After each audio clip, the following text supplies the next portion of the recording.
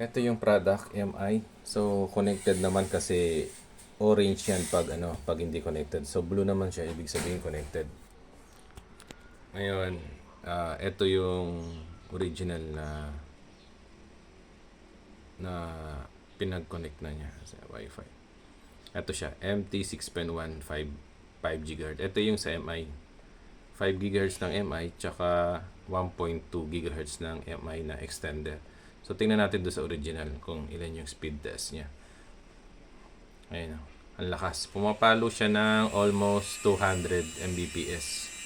Pero kakancel ko. Pag pumunta ako dun sa MI, ito na yung MI 5G. Sino ba yung 5G? Ito to, MI 5G. Yun yung extender. Same sila ng name. Ayan o. Extended po yan, 1.2 plus 5G.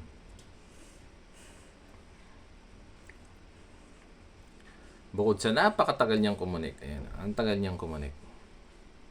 Ayan, bumibitaw siya. Ayan, tapos kukunik ulit.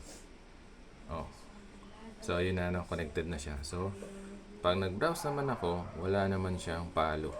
Connecting server lang. Ayun, no internet access nakalagay. Ayaw. Naglolo ko tong na-reset ko na rin to, inulit ko. Blue naman, pag blue kasi connected na siya. Ayaw pa rin. Kaya dispute na lang, return na lang natin. Sige na, okay na.